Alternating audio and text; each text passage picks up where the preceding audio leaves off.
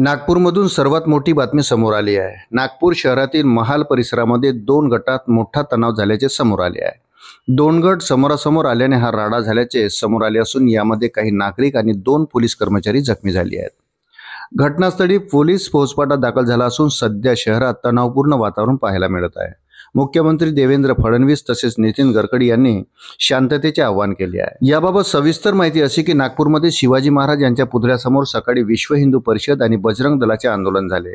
औरंगजेबाची कबर हटवण्यावरून या ठिकाणी चर्चा झाली, तसेच घोषणाबाजी करण्यात आली।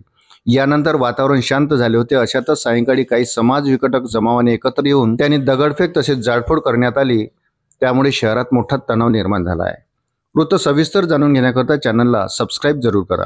पोलिसांनी परिस्थिती नियंत्रणात आणण्यासाठी प्रयत्न सुरू केले असून शहराला छावणीचे स्वरूप आले आहे। काही लोकांनी पोलिसांच्या दिशेनेही दगड भिरकावल्याने या ठिकाणी अश्रुधुराच्या नळकांड्या फोडण्यात आल्या।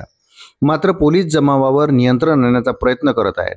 तसेच कोणत्याही अफवावर विश्वास ठेवू नका असे आवाहनही केले जात आहे। धक्कादायक बाब म्हणजे यामध्ये नागपूरचे पोलीस उपायुक्त निकेतन कदम यांच्यावर कुऱ्हाडीने हल्ला करण्यात आला असून त्यामध्ये ते जखमी झाले आहेत। त्यांना तातडीने रुग्णालयात दाखल करण्यात आले आहे। दरम्यान नागपुरातील महाल परिसरात दगडफेक आणि तणावपूर्ण स्थिती निर्माण झाल्यावर पोलीस प्रशासन परिस्थिती हाताळत आहे। या परिस्थितीत नागरिकांनी प्रशासनाला संपूर्ण सहकार्य करावे असे आवाहन मुख्यमंत्री देवेंद्र फडणवीस यांनी केले। आपण सातत्याने पोलीस प्रशासनाशी संपर्कात असून त्यांना नागरिकांनी सहकार्य करावे। नागपूर हे शांतताप्रिय आणि एकमेकांच्या सुखदुःखात सहभागी होणारे शहर आहे। ही नागपूरची कायम परंपरा राहिली आहे। अशावेळी कोणत्याही अफवावर विश्वास ठेवू नका आणि प्रशासनाला संपूर्ण सहकार्य करा असे आवाहन मुख्यमंत्री देवेंद्र फडणवीस यांनी केले आहे।